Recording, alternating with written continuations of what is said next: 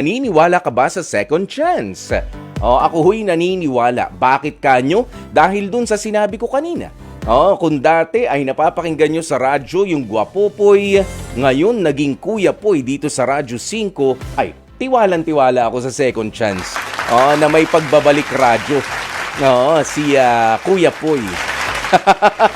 Si Gwapopoy doon sa parting yan. Pero ito na nga mga komento ninyo mga kapatid. Si Sergio Gonzalez sabi niya, oo Popoy, yes, naniniwala ako sa second chance dahil lahat ay pwedeng magbago. Oo, may mga what if maulit yung hindi magandang karanasan dati, what if naman na nagbago na talaga, sayang naman kung hindi mo siya mabibigyan ng pagkakataon. Kaya dapat matapang ka sa oras na bigyan mo ulit ng pagkakataon. Sabihin mo at manindigan ka na ito ang huling chance na pagbibigyan kita, kaya ayusin mo na. Ilagay natin ang ating sarili sa kanila na humihingi ng second chance. Yung totoong-totoo sa puso natin ang pagbabago. Marami kasi sa atin nagmamatigas dahil sila yung niloko Pero what if sa hindi inaasahang pagkakataon ay magkasala ka dahil di naman tayo perpekto, di ka ba magsosorry at hihiling ng isa pang pagkakataon? Thank you, Sergio. Si Aleni Hunko, sabi niya, yes, naniniwala ako sa second chance. Si Ninang Jean Sheila, na pinapaalala ko lang 21 days to go before Christmas, Ninang Jean ha. Panindigan ng pagiging ninang. Kahit magkasing idaran tayo. Ayan, sabi niya, no! Giving someone a second chance is like giving him another bullet because he missed the first time. Ay, iba. Okay. Ayan, si Will. Si Will Ilagan, kapatid natin to dito, no?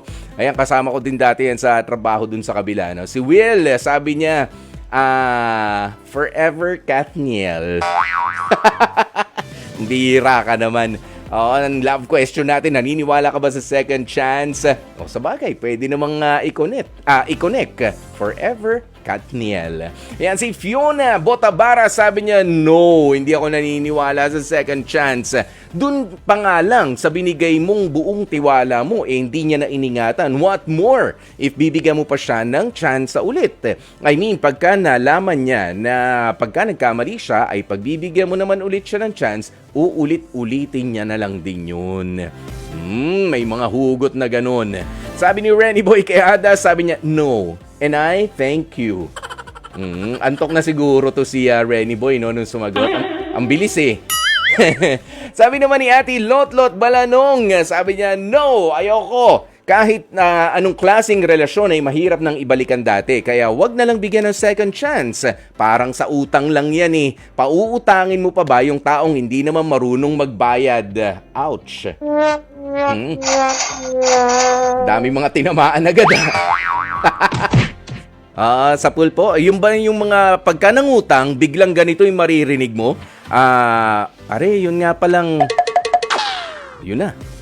Pare, saan ka na pare? Biglang nang wala. Biglang na nakbo na no? Cartoons ang datingan. Sabi niya, kahit anong klaseng, ayun.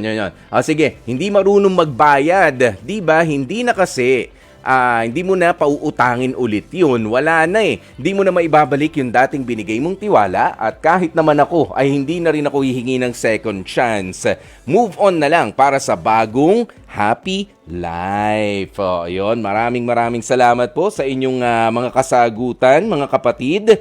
At syempre, sige, tingnan natin yung ibang mga bagong pasok na mga sagot dito.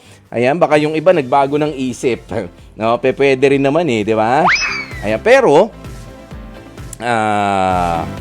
pinapaalala ko lang sa inyo, i-share nyo ang ating live stream para maganda ang pasok ng Monday. Para para swerte, ika nga, para magaan.